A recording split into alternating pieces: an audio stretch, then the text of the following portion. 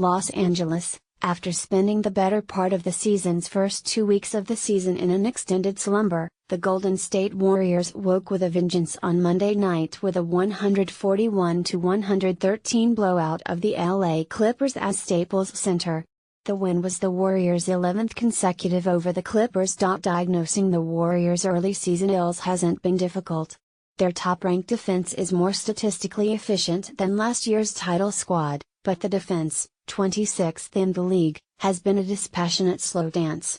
On Monday, the defensive work was prompt and, most important, fully engaged. The performance wasn't the sort of masterpiece last year's second-ranked defense turned inconsistently, but the Warriors' clean, crisp switch-a-thon returned to the perimeter.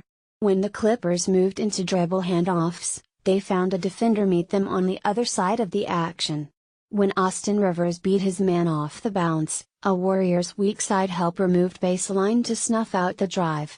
When Stephen Curry found himself on Blake Griffin, a second defender zipped over.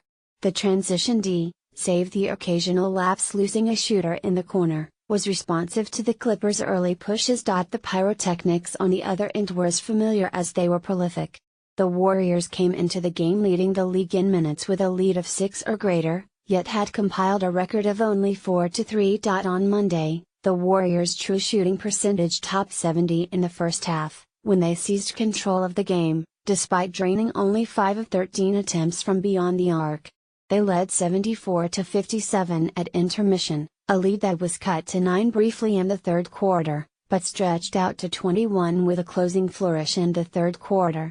Among the multiple exploits, a tic-tac-toe play with a brilliant lob from Draymond Green punctuated by JaVale McGee scraping the Staples Center roof for the throwdown, and a buzzer-beating 3 from Curry. Curry's long-standing mastery of the Clippers continued, displayed most brutally in the third quarter when he unloaded for 15 points, including a quartet of bombs from beyond the arc.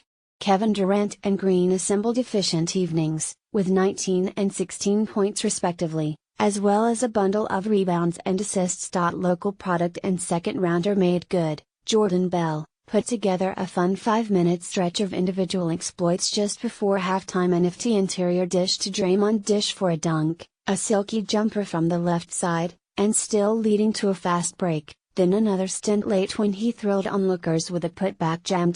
Prior to the game, Warriors coach Steve Kerr was both salty and contemplative over the Warriors' slow start to the season. He groused that he'd be very pleased if the Dubs could improve upon 26 turnovers. The Warriors entered play on Monday as the league's second most careless team with the ball. The Warriors obliged, coughing up the ball only 12 times. Once he worked through the sarcasm, Kerr reflected on the almost natural inclination of repeat NBA champions to find themselves sleepwalking through the early season. He relayed Warriors assistant Ron Adams recently citing an aphorism from the late Chuck Daly, coach of the Bad Boy Pistons. Sometimes you have to wait on a championship team.